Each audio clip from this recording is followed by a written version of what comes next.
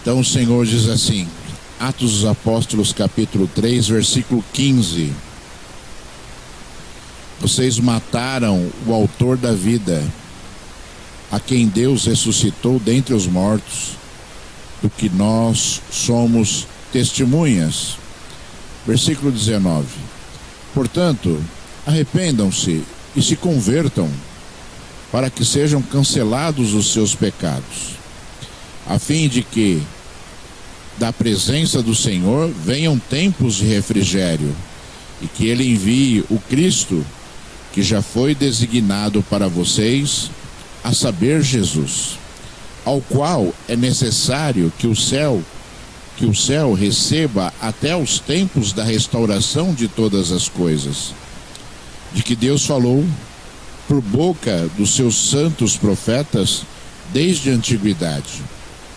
Porque Moisés disse: o Senhor Deus fará com que do meio dos irmãos de vocês se levante um profeta semelhante a mim. A esse vocês ouvirão em tudo o que ele lhes disser. Quem não der ouvidos a esse profeta será exterminado do meio do povo. E todos os profetas, a começar com Samuel, assim como todos os que falaram depois dele, também anunciaram estes dias. Aleluia. Deus de glória, halabasubia, rayacerebecandalabassuriandaricandalabalabacheias. Deus todo-poderoso, Deus fiel e verdadeiro, Senhor, chegou a hora, Altíssimo, de nós, Senhor, sermos revestidos pelo poder da Tua palavra, Senhor. Eu rogo a Ti, Altíssimo, fala conosco, Senhor. Revela-te a Tua igreja, Senhor, neste momento, Senhor. Fala alto, Senhor, mas muito alto, Senhor da glória, Pai, aos nossos ouvidos, Senhor. Oh Deus, mexe no nosso coração, Senhor. Mexe com a nossa alma agora, Senhor. Abala as nossas estruturas, Senhor Deus Todo-Poderoso, Pai, para que nós possamos entender a Tua voz, entender a Tua palavra, entender, Senhor, a Tua mensagem, Altíssimo. Papai, em nome de Jesus eu te peço, Senhor, oh Deus, toca na minha vida agora, pelo poder da Tua palavra, pelo poder, Senhor, da glória, Pai, que vem de Ti, Senhor. Oh Deus, em nome de Jesus, Senhor, de toda a glória, Pai, pela Tua misericórdia, Senhor. Oh Deus, mexe nos meus lábios, fala aos meus ouvidos, Senhor, ecoa no meu coração, Senhor da glória, Pai. Oh Deus, e transforma os meus pensamentos, Senhor. Pai, em nome de Jesus Cristo, Senhor, edifica-nos, Altíssimo, edifica-nos, Senhor, edifica-nos, Deus Todo-Poderoso. Aleluia, graças a Deus. Deus seja louvado, exaltado e seja glorificado para todo sempre. Aleluia. Irmãos, a gente tem ministrado já há muitos anos, né, a respeito do que é a verdadeira vida de um cristão.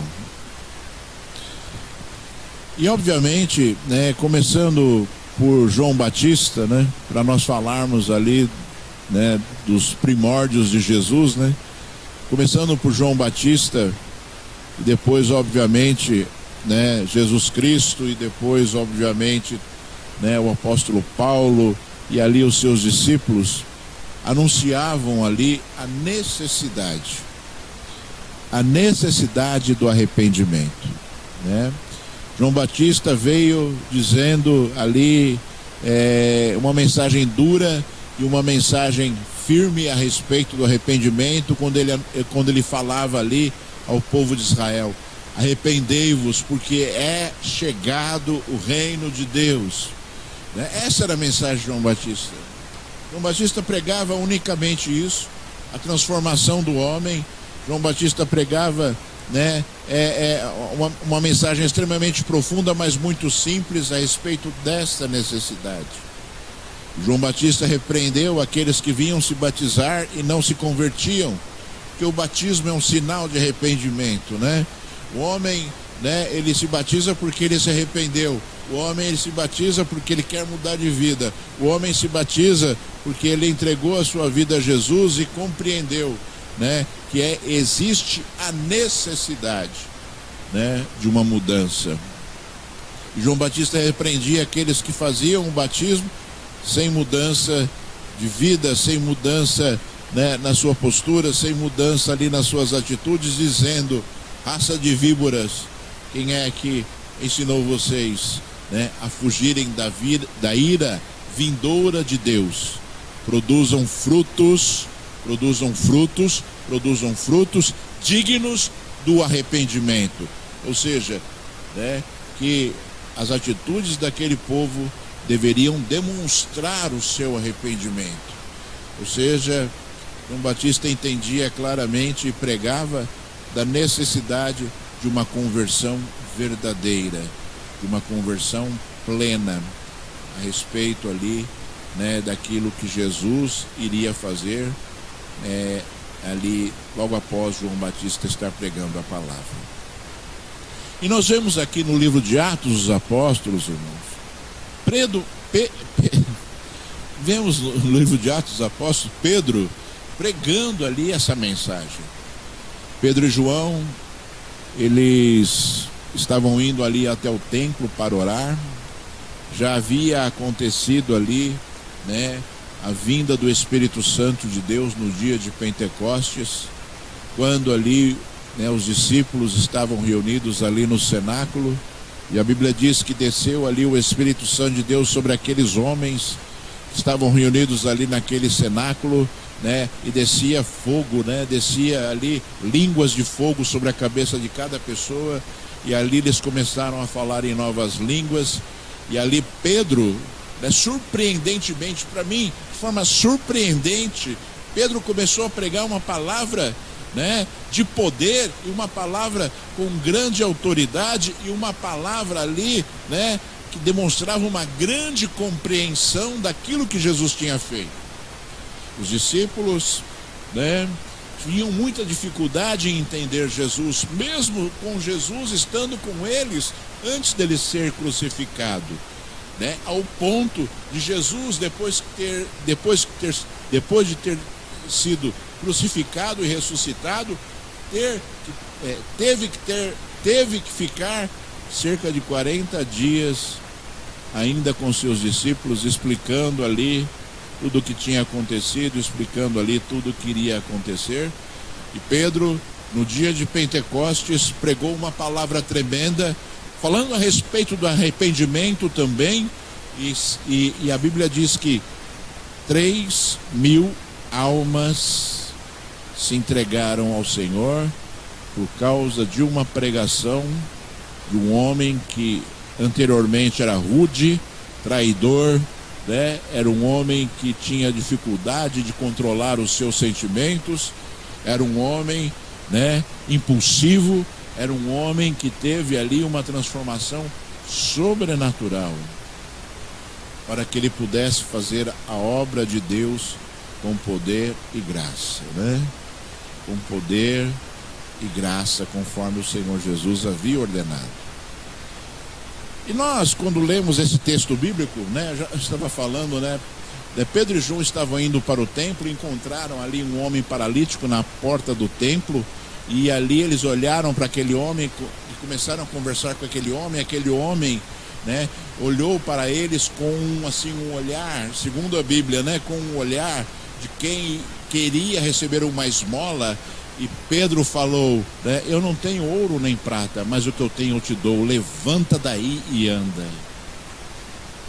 De forma miraculosa aquele homem andou, e aquele homem adentrou ao templo juntamente com eles dois, para que de forma surpreendente as pessoas ali estavam ao redor pudessem ver aquilo que havia acontecido. E Pedro aproveitou esta oportunidade para pregar mais uma vez a palavra de Deus, só que agora dentro do templo, só que agora ali no templo em Jerusalém, né, demonstrando ali aquilo que havia acontecido. E é interessante porque Pedro, ele começou falando uma frase que eu acho tremenda. Ele disse assim: vocês mataram o autor da vida. E é importante, irmãos, nós pegarmos esta palavra e já compreendermos aquilo que é Jesus, né? Nós compreendermos a profundidade, né, da vida de Jesus, do papel de Jesus para as nossas vidas e daquilo que Deus deseja, né, que seja executado pelo próprio Jesus em nós, né? O autor da vida é aquele que dá a vida. O autor da vida é aquele que manifesta a vida. O autor da vida é aquele que faz com que as nossas vidas verdadeiramente, né, sirvam para alguma coisa nesse mundo, né?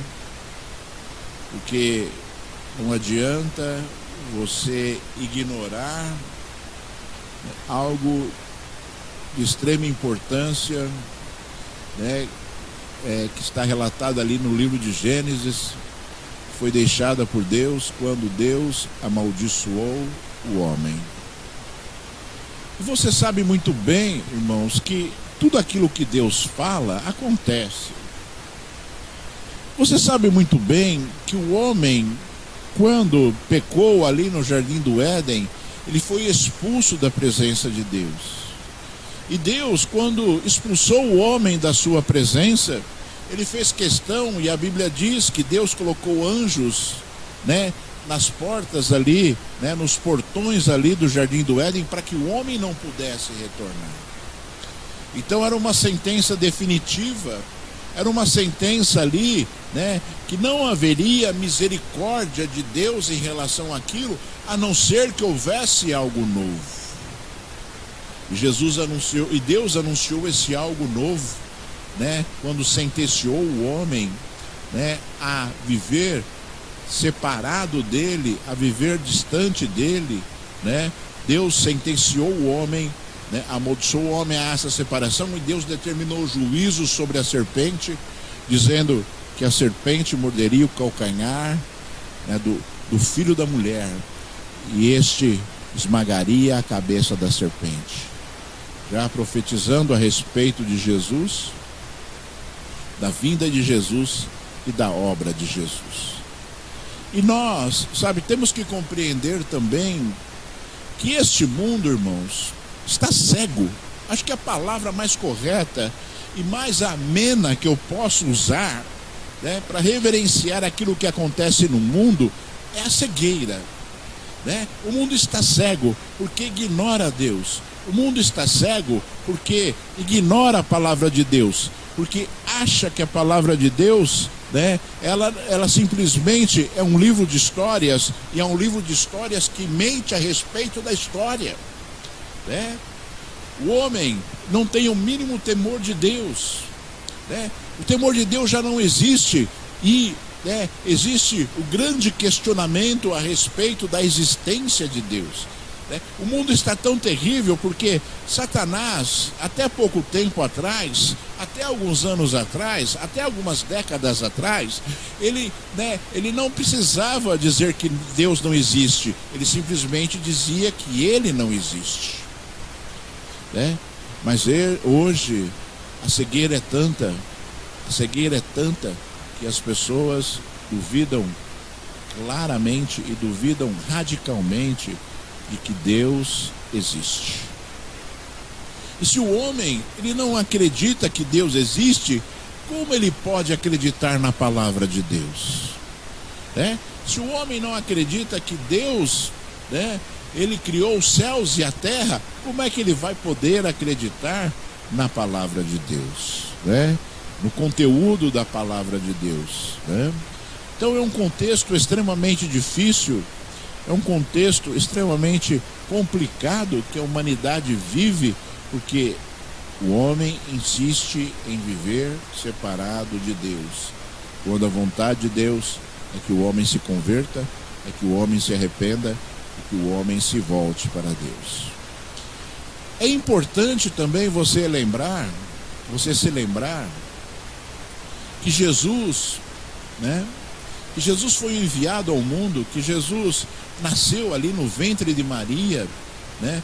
Jesus foi prometido ao mundo, né? E segundo o próprio apóstolo Pedro aqui, ele foi profetizado, né, por todos os profetas, ele foi anunciado por todos os profetas, porque na verdade, né, a grande esperança para a humanidade, a grande esperança para as nossas vidas, sempre foi Jesus. E Deus anunciava isso como sendo algo motivacional, como sendo uma esperança, né, que o Salvador viria, que o Salvador nasceria, e que as coisas mudariam, e que o poder de Deus se manifestaria, e conforme Deus disse e anunciou, ele abalaria os céus e a terra, quando Jesus viesse ao mundo.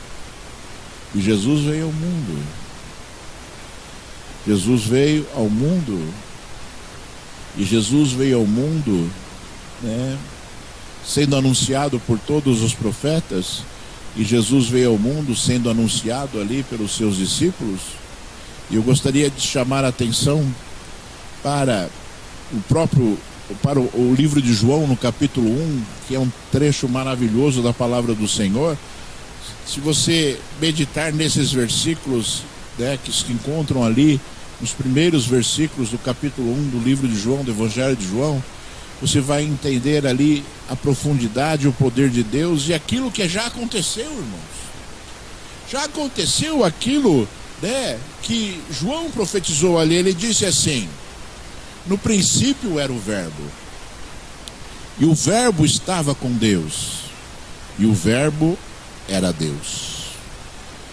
Ele estava no princípio com Deus. Todas as coisas foram feitas por Ele, e sem Ele, nada do que foi feito se fez.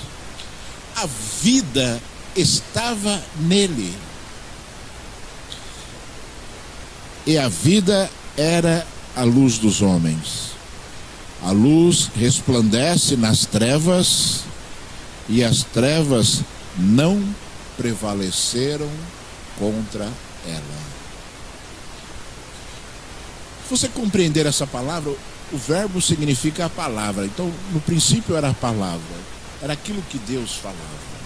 Aquilo que Deus falava era Jesus. E Jesus estava com Deus, e Jesus era Deus. Jesus estava no princípio com Deus. Todas as coisas foram feitas por Ele, e sem Ele, nada do que foi feito se fez. A vida estava nele, e a vida era a luz dos homens. Como você pode ver, irmãos, como você pode compreender, lendo a palavra do Senhor, nós entendemos que Deus participa das nossas vidas desde o princípio, desde a criação, porque a Bíblia diz que sem Ele nada teria sido feito. Sem Jesus, irmãos amados, nós não poderíamos estar aqui hoje, porque, né, foi Jesus que, em primeiro lugar, estabeleceu a vida. Ele é a vida. E em segundo lugar, porque nós estamos aqui, né, porque nós queremos viver a vida dele. E é importante, sabe, você compreender essas coisas todas para que você tenha força, e para que a tua fé seja aumentada, e para que você olhe para aquilo que Deus já deixou, e que você, né, alicerçado por aquilo que Deus já deixou escrito para nós, né, alicerçado por aquilo que Deus falou, você possa viver neste mundo de forma diferente.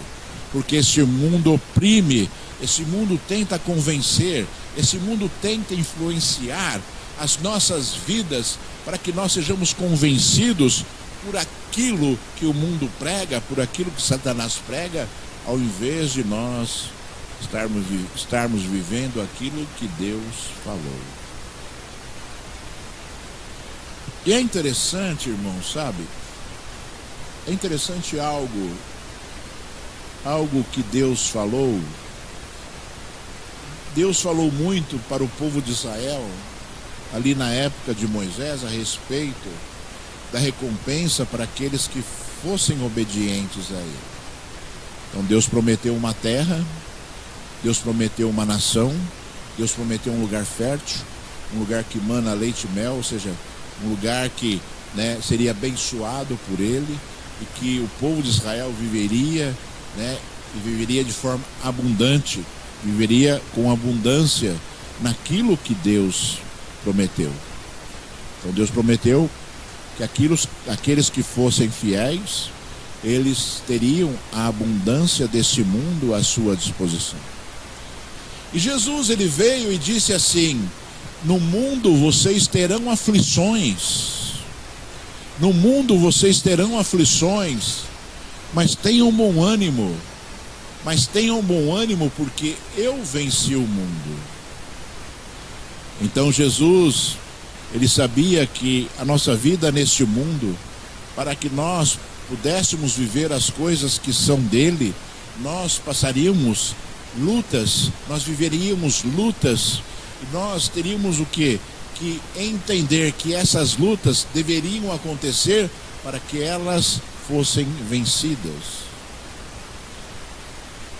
Eu sempre falo, irmãos, para você já me ouviu falar isso aqui a respeito, né, daquilo que Deus planejou para o homem e da justiça de Deus em relação, né, a tudo aquilo que aconteceu desde os primórdios, desde a criação do homem. A justiça de Deus, ela está sempre presente nas nossas vidas, e esteve sempre presente, né, desde a criação do homem. Quando Adão e Eva, eles pecaram, a justiça de Deus aconteceu, e eles foram expulsos da presença dele, e a palavra de Deus se cumpriu, porque Deus alertou que se eles comessem do fruto da árvore do conhecimento do bem e do mal, eles morreriam.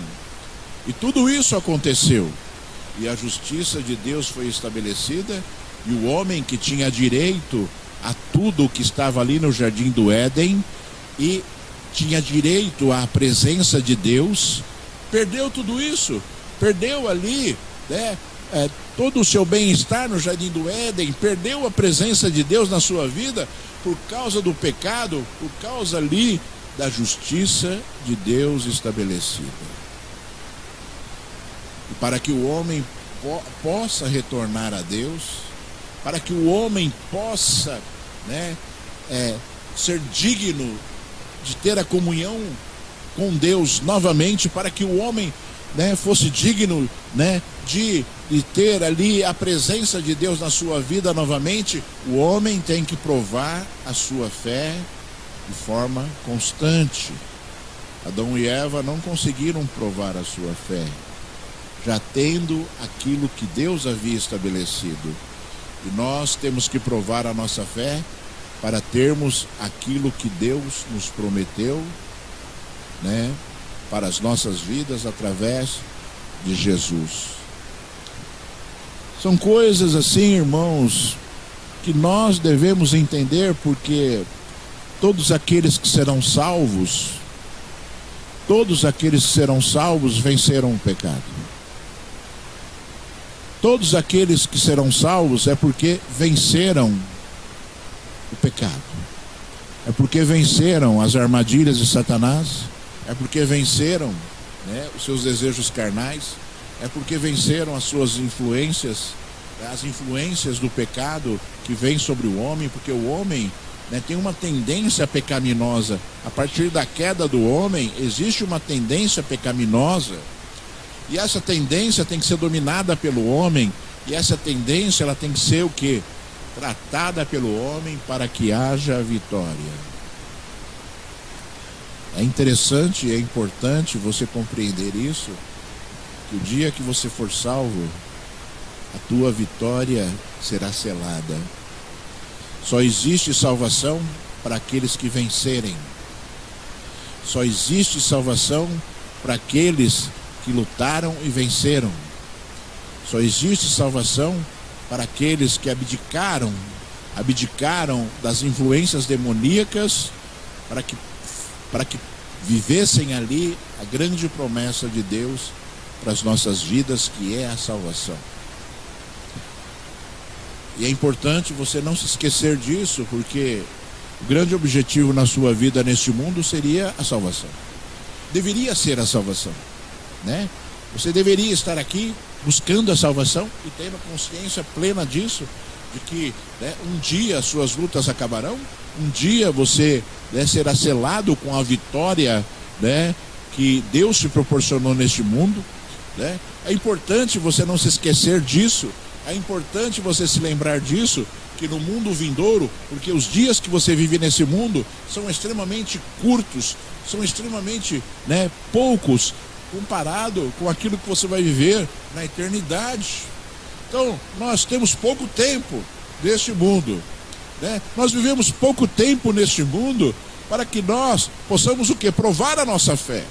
E é importante você compreender e entender que ninguém aqui sabe o dia que vai morrer, ninguém aqui sabe o dia da sua morte, né? Pela sabedoria de Deus, Deus é tão sábio que ninguém aqui conhece esse dia. E ainda assim, irmãos, olha como o homem é, irmãos, e ainda assim o homem consegue fazer planos, e ainda assim o homem consegue fazer projetos. Ele sabe que ele vai morrer um dia, mas ele continua fazendo projetos, ele continua lutando, porque o instinto da vida está dentro do homem, né? O instinto da vida está dentro do homem, porque o homem foi criado imortal. O homem foi criado para ser imortal. E esse instinto ainda está dentro do homem, né? Sei lá, com quantos anos de idade eu poderia falar assim: não vou trabalhar não. Eu vou morrer um dia. Para que eu vou trabalhar? Para que eu vou querer comprar um carro? Eu vou morrer um dia.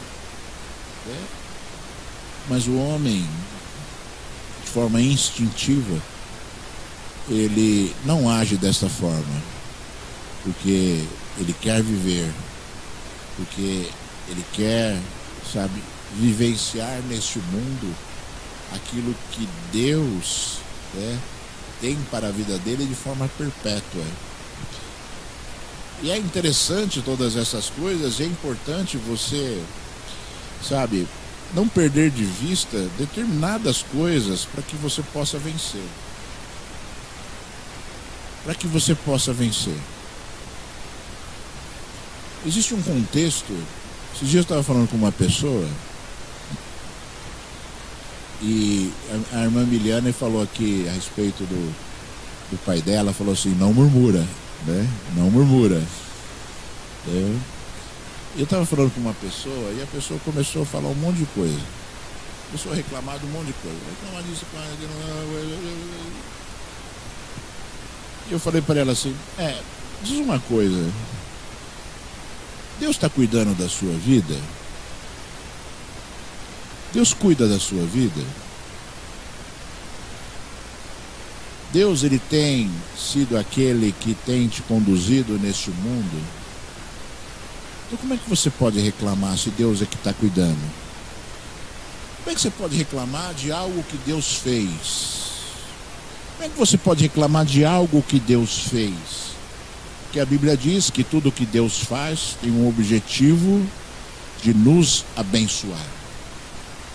Por isso que você viu o apóstolo Paulo falando: em tudo dai graças.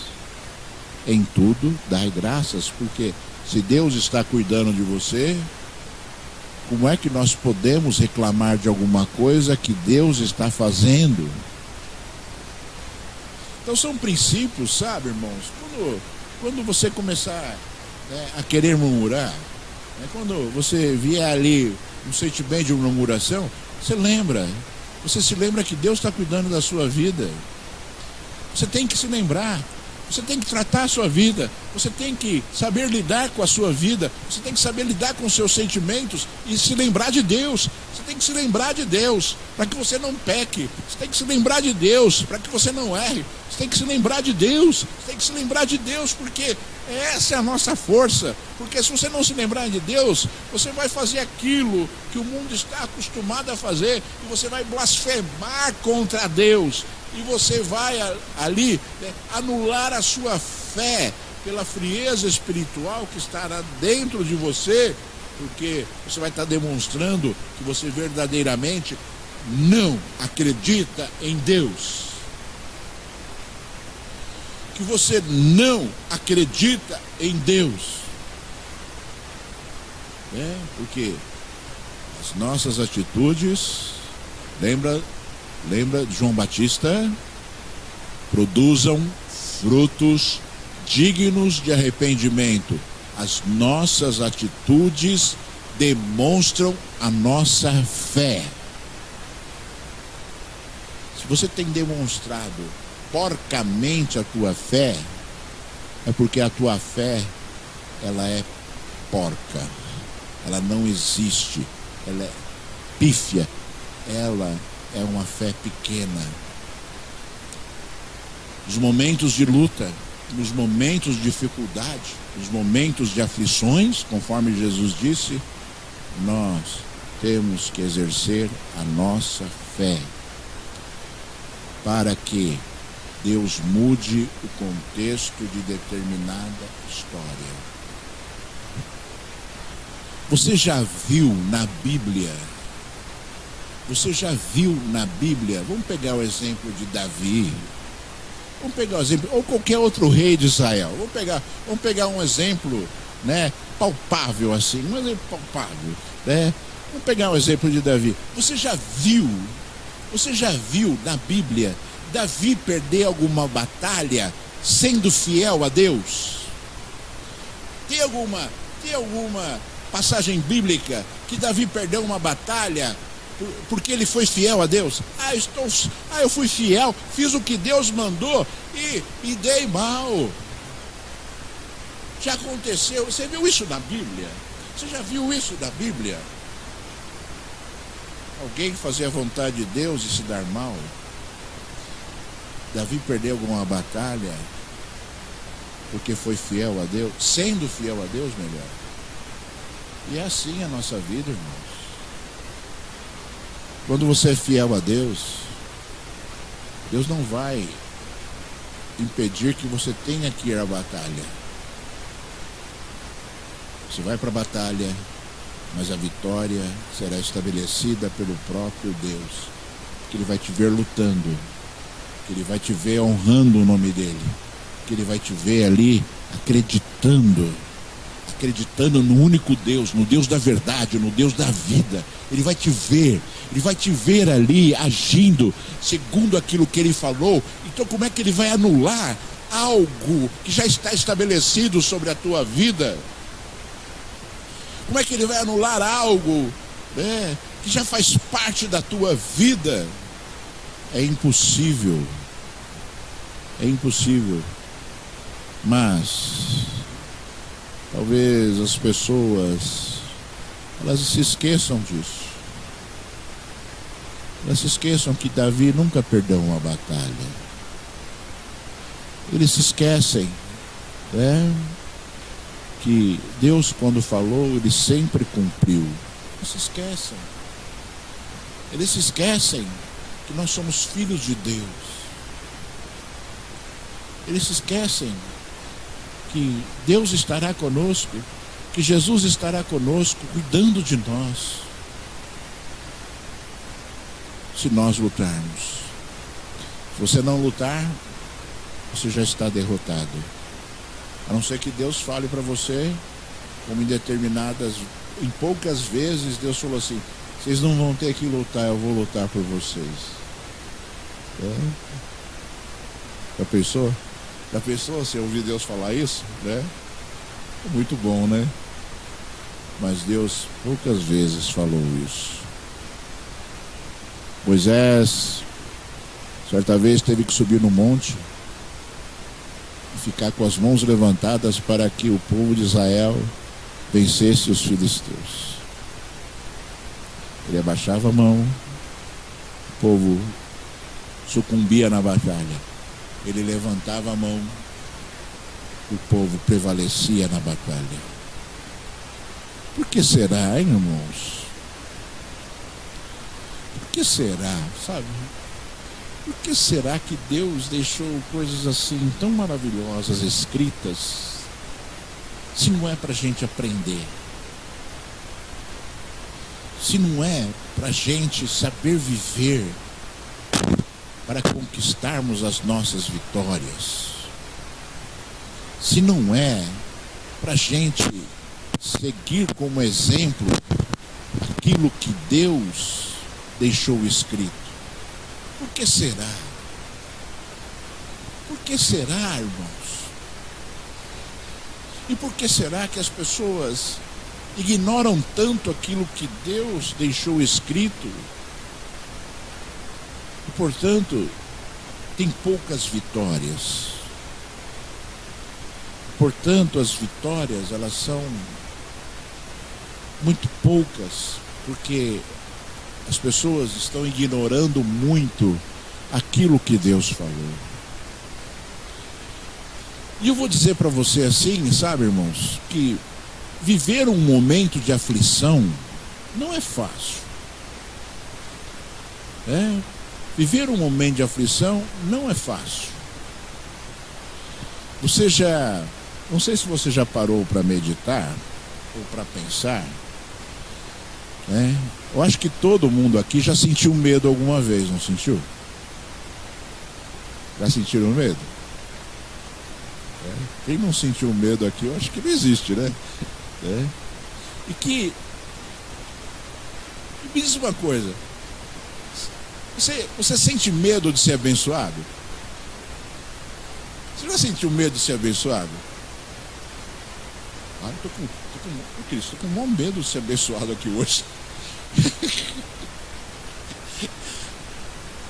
É óbvio, né? A gente tem medo de coisas ruins. Você só tem medo de coisas ruins, né? Você nunca vai sentir medo de coisas boas. Você tem medo de que aconteçam coisas ruins. Esta é a grande, esse é o grande papel do medo, né? Fazer com que, né, você sim tenha um sentimento negativo em relação a coisas ruins que possam acontecer. Um dia eu estava assistindo um documentário sobre o corpo humano, que é maravilhoso, né? Corpo humano maravilhoso, né? Você já sentiu assim aquele friozinho na barriga? Você toma um susto assim, sente o frio na barriga? Você sabe por que acontece isso? Você toma um susto, o teu corpo manda sangue para as pernas para você correr. Ele manda o sangue que está nessa parte, na parte superior do corpo, para as pernas, para você correr. É algo perfeito, é algo maravilhoso, é algo estabelecido por Deus que você às vezes nem percebeu e nem entendia, mas é a questão da sobrevivência. E o medo, irmãos, por que eu estou falando do medo? Porque a ansiedade normalmente vem acompanhada do medo. Normalmente vem acompanhada do medo. Então você fica ansioso. Eu vou falar do lado positivo da ansiedade. Eu estou ansioso, né, de receber a minha bênção, mas a ansiedade vem porque a bênção não veio.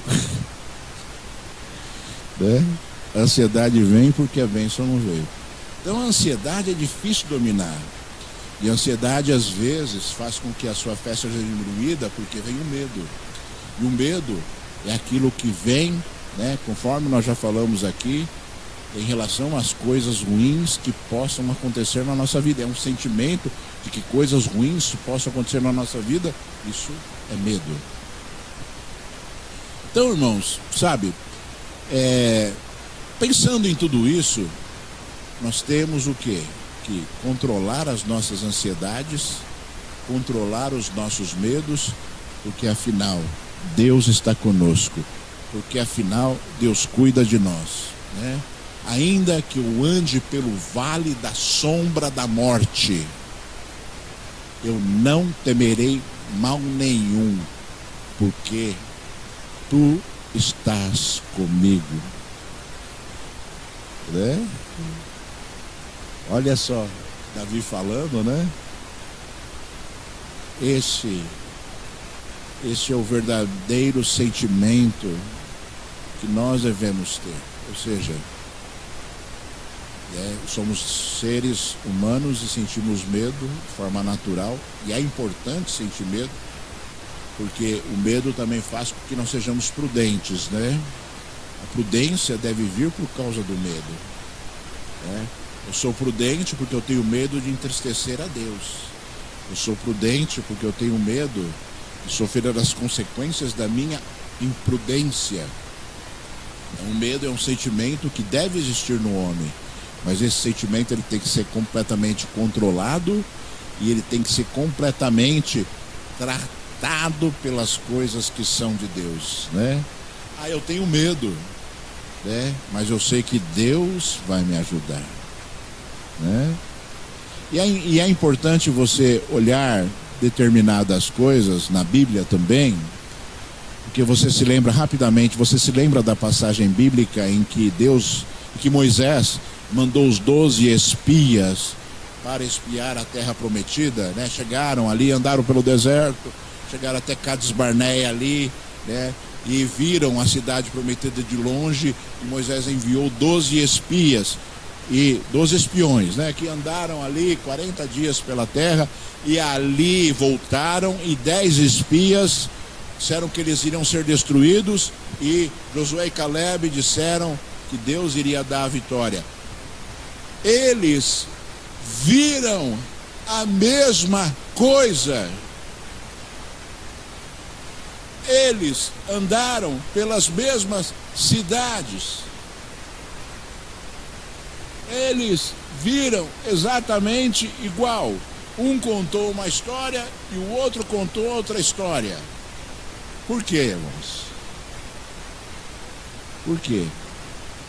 Porque a fé, ela faz com que as nossas atitudes se modifiquem e as nossas palavras também, né? É aquela história assim também, né, irmãos? Vou dar uma ilustrada aqui para os irmãos darem um pouco de risada, né? Tinha duas pessoas que tinham uma fábrica de sapato. Aí eles foram para um país lá da África, né, porque eles queriam abrir uma fábrica de sapato lá. E quando chegaram lá, eles perceberam que ninguém usava sapato. Chegaram lá, quero abrir uma fábrica de sapato, chegou lá, eles não usam sapato. Um chegou falando assim: nós vamos falir se a gente abrir a fábrica lá, porque ninguém usa sapato. O outro disse assim: não, ninguém usa sapato, então a gente pode vender muito naquela cidade. A gente pode vender muito sapato naquela cidade. São duas visões completamente diferentes em relação a um contexto, né? Qual seria o correto? Eu não sei. Mas são duas visões completamente diferentes em relação a um contexto. E que você também, sabe, lute contra aquilo que é natural. Não vou vender nada porque ninguém usa sapato. Nós vamos ser destruídos. Você se lembre de Deus. Você se lembre da palavra de Deus. Porque Josué, eles simplesmente defenderam a palavra de Deus. Eles disseram assim: tudo isso é verdade, mas o nosso Deus disse que nós conquistaríamos essa terra. Então nós vamos conquistar a terra. Porque Deus falou. Porque Deus falou. Os meus olhos viram que é impossível, mas Deus falou, então vai acontecer. Um dia Jesus vai voltar. Um dia o Senhor retornará a este mundo e virá nos resgatar. Virá te dar a recompensa pela tua fidelidade. O Senhor virá para anular todas as tuas lutas, para acabar com as tuas lutas. E o Senhor Jesus, ele falou ainda, Jesus falou ali no livro de Apocalipse, ele falou assim: Ele enxugará dos seus olhos toda lágrima.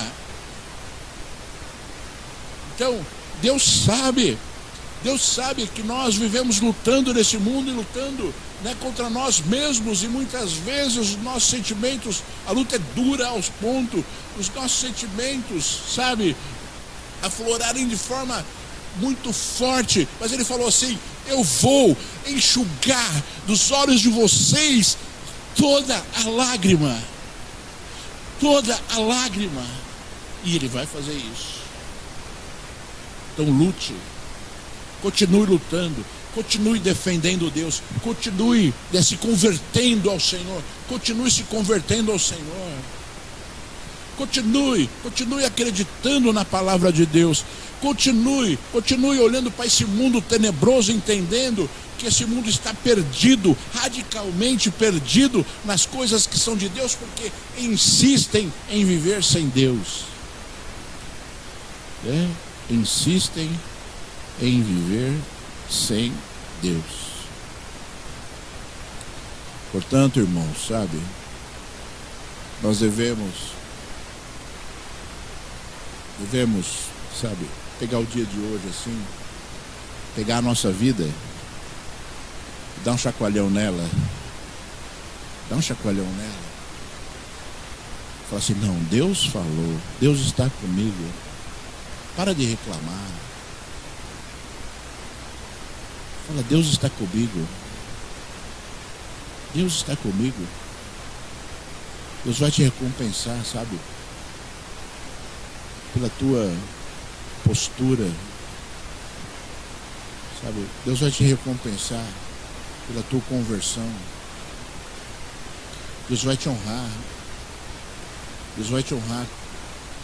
porque eu tenho certeza que Deus, ele se lembra do dia que você desceu nas águas com grande alegria. Tenho certeza que Deus se lembra desse dia. Você deveria se lembrar desse dia também. E você deveria se lembrar, né, que a tua luta, ela não parou lá, ela não acabou nesse dia, ela começou nesse dia, ela foi confirmada nesse dia. Quando você desceu as águas, você confirmou para o mundo espiritual que você é um guerreiro, que você luta para vencer, que você é uma nova criatura, que você é filho de Deus, que você tem o Espírito Santo de Deus dentro de você, se movendo dentro de você, falando contigo, te animando, te exortando, te alertando. Olha os cuidados do Altíssimo com as nossas vidas. Se Deus, ele tivesse mandado Jesus, e Jesus tivesse morrido, ressuscitado e voltado ao Pai, e ele tivesse deixado aqui a gente, sabe, para lutar aqui, uma luta ferrenha, difícil, não, mas ele falou: eu estarei com vocês todos os dias. Eu estarei com vocês todos os dias e todos os dias eu estarei com vocês para ajudar. Assim como Deus fazia no deserto. A nuvem dava sombra, o fogo aquecia a noite, iluminava, e a comida descia do céu. Exatamente igual Deus fez no deserto. Deus faz com as nossas vidas no dia de hoje. Está com medo de não ter o que comer aí?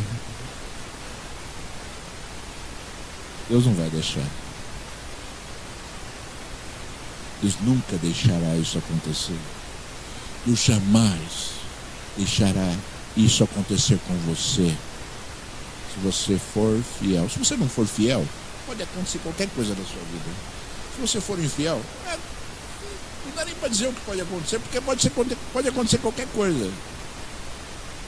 Mas se você for fiel, Deus jamais te abandonará.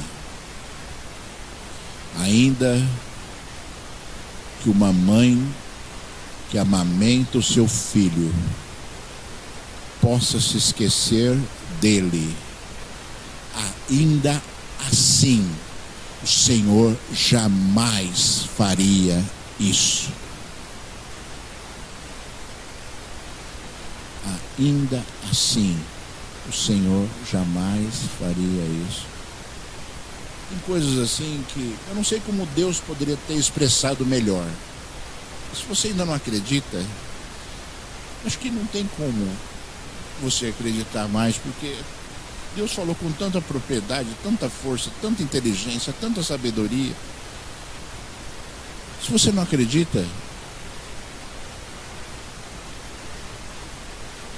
não sei como você poderia acreditar. Quem não acredita, se Jesus descesse aqui, aparecesse na frente da pessoa, a pessoa fala, não é Jesus. Eu estou sonhando. É que você sabe, você se apegue à palavra, você viva a palavra, para que Deus possa fazer a grande obra na sua vida. Eu só leio mais um versículo e vou orar. Comentei que um pouco antes daquela situação que nós lemos no capítulo 3, no capítulo 2 fala a respeito da descida do Espírito Santo no dia de Pentecostes, e Pedro falou assim: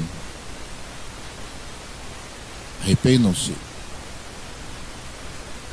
Logo depois que desceu o Espírito Santo, ele falou: arrependam-se, e cada um de vocês seja batizado em nome de Jesus para a remissão dos pecados, e vocês receberão o dom do Espírito Santo. Pedro falava daquelas pessoas que viram aquilo acontecendo e achavam que as pessoas estavam bêbadas, porque estavam ali em êxtase espiritual, falando em línguas estranhas. E Pedro falou: olha, arrependam-se, sejam batizados em nome de Jesus, para que haja remissão de pecados, e vocês receberão o dom do Espírito Santo.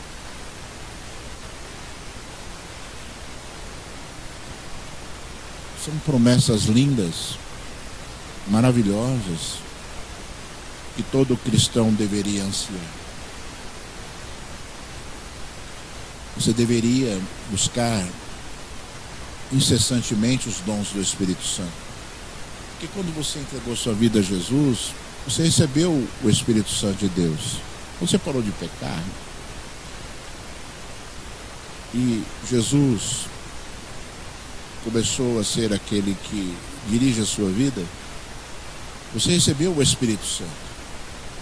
O Espírito Santo começou a habitar em você porque o templo começou a estar limpo. Começou a limpar o templo, o Senhor habita. Só que nós devemos buscar as coisas que são do alto. Se Deus prometeu dons do Espírito, você tem que buscar. Busque. Peça para Deus, fale com Ele. Eu quero, Senhor, mas busque. Não é eu quero e não dá bola. Eu quero. Olha para aquele que tem, fala: Senhor, eu quero, porque a tua palavra diz. Que a tua palavra diz. E deixa um pouco de lado a sua vida material. Deixa um pouco de lado, sabe, a sua oração, pedindo bênção para fulano, ciclano, beltrano, para a sua vida pessoal. Ah, Senhor, resolve isso, resolve aquilo outro. E se preocupe também com a qualidade da sua vida espiritual. Com a qualidade da sua vida espiritual. Porque disso depende a sua comunhão com Deus. Disso depende a sua comunhão com Deus. Então, o crente precisa trabalhar isso na sua vida. E Deus, conforme disse o profeta Isaías, os braços do Senhor não estão encolhidos para que Ele não possa dar, nem os seus ouvidos estão surdos para que Ele não possa ouvir. Ou faça o que Deus fará a partir dele. Sabe por quê? Ele prometeu. Pedro falou, porque a promessa é para vocês e para os seus filhos. A promessa é para vocês e para os seus filhos. Deus seja louvado, né? Vamos orar. Fique de pé.